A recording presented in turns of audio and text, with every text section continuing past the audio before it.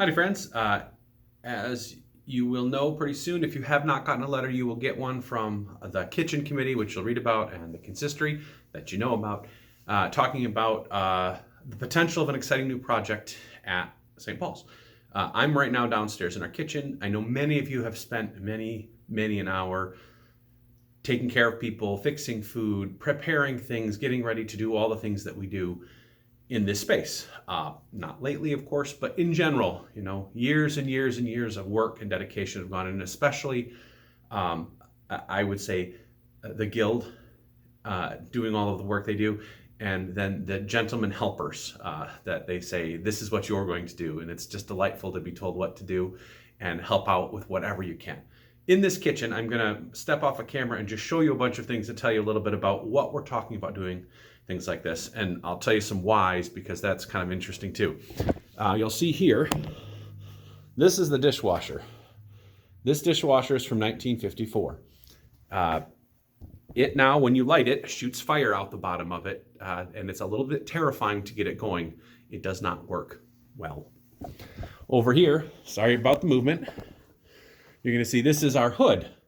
The hood is what keeps heat and things out of here, and the hood is not rated for anything that we use it for and is severely out of code. This is our stove over here, this beautiful beast of a stove.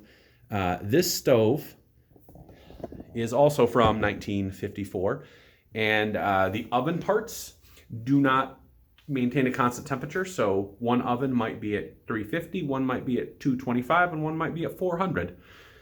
They don't work. We can't repair them. They don't make parts for things anymore. It's also, I think, 1,400,000 pounds. It's all made out of cast iron, which is beautiful and has lasted us for good on 60 years. The same with our dishwasher. It's technically an antique and cannot be fixed. Our cabinets and things are kind of holding together, but you can kind of see in lots of spots on the edges. I won't take you to the worst offenders, but definitely there's some Scotch tape holding pieces together. We also have in this other room, the dessert kitchen, if you will. Turn around quick, sorry about the dizziness. This space in here where the water works and electrical works, but a lot of the other stuff doesn't. The drains don't work over there anymore, things like this. We have this beautiful kitchen that has served us for generations. It's been here in this spot since 1954, and it has done the work that we've asked it to do for the kitchen, for this community, for funerals, for Easters, for smorgasbords, for those of you who think way back when, for trunk or treat, for the carnival. Let's see, what else am I forgetting?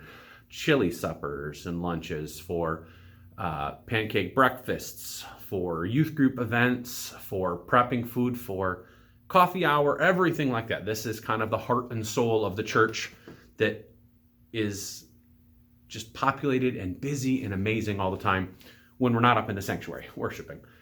This is a different kind of worship down here in the kitchen, that we worship with our hands and our hearts, and we prepare and feed the people who need it most.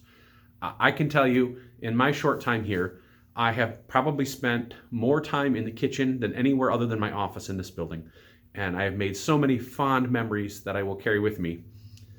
But the reality is we're also, well, it's past its prime, and we can't do what we like to do, nor can we expand some of the ways that we take care of both our community in this building, but also our neighbors around the area with the kitchen.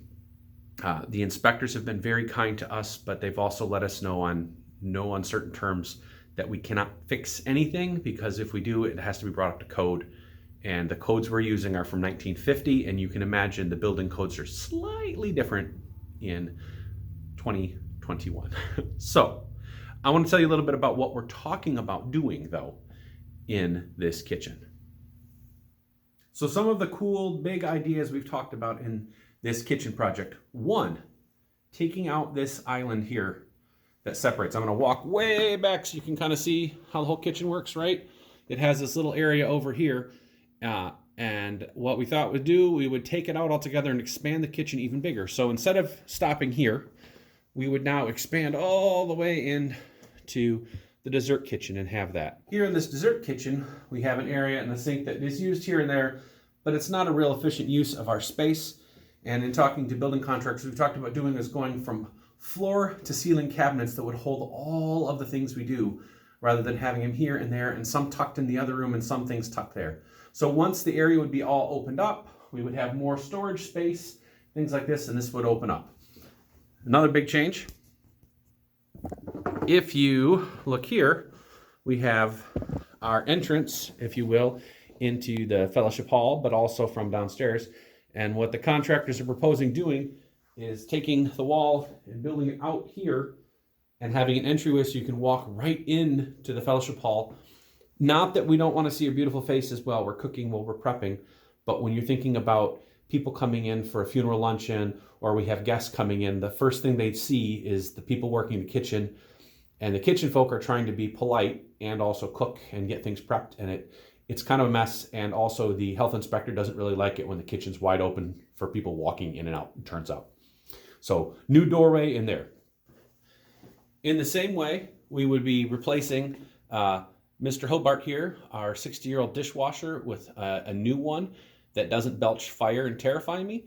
And in the same way, all the way down here on the end, we would be getting a new hood with fire suppression in case of the worst case scenario that it's taken care of, but also new stoves that, you know, have a temperature that we can tell. And in the corner, I'll turn it ever so slightly over there. Oh, there's my hand. Over there, we would get some new ovens. We also have this 2-basin sink over here, which of course code would say you need a 3-basin sink for wash, for rinse, and for sanitizing. We would add that and slide that actually onto the wall over by the dishwasher. And in the same way, we have a refrigerator right here, and we have a little tiny freezer here. Not saying that some people are shorter than me, but reaching into a chest freezer can be a little bit difficult for you if you're not tall. And so we would be moving to newer refrigerator and freezer, more of a commercial style that both open up wide, that no one has to fall into the chest freezer trying to find things, and give us some more space. Seeing freezer space, depending on the time of year, is at such a premium with such a little thing. This whole thing would basically expand our capabilities to help out folks, to do all of the meal prep we do, to do all the things the Sunday school does every other week with Deb and the other Sunday school teachers, to work on helping with coffee hour, which Agnes has, well, at least since I've been here, has been the coordinator of all that with all of her angels that help out with that. It'd give us the space to do all of these things that we currently don't have.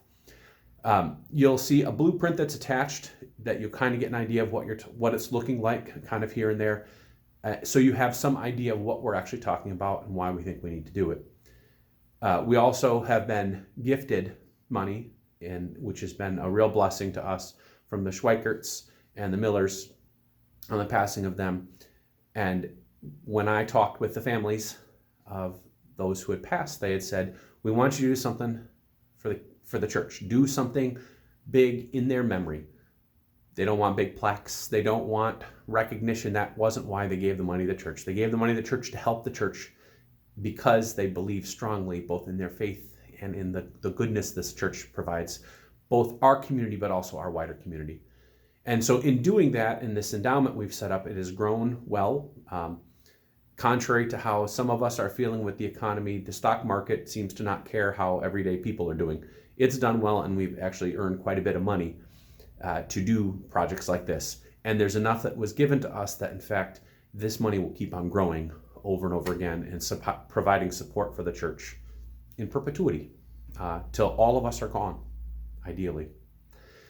And we also have the parsonage fund. The parsonage fund was when we sold the old parsonage back in 2019, and we've been sitting with the money trying to decide what to do with the building. Does it go in the building fund? Do we take care of it? What do we want to do? Seems like a good way. And so we're talking about taking about half of the parsonage fund and putting it in the building fund, and half of the parsonage fund and putting it toward this project, if you all approve. I want to invite you, if anyone has any questions, comments, concerns, you want some clarification, you want me to tell you about appliances we're looking at, you want to talk about any of those things, give me a call, email me. If you want to schedule some time to come look at the kitchen, let me know, we'll figure it out. But I hope all of this helps you get a little bit better understanding of what we're talking about in the actual physical space and why we want to do it. Hope you're all well, folks. Take care. We'll see you soon.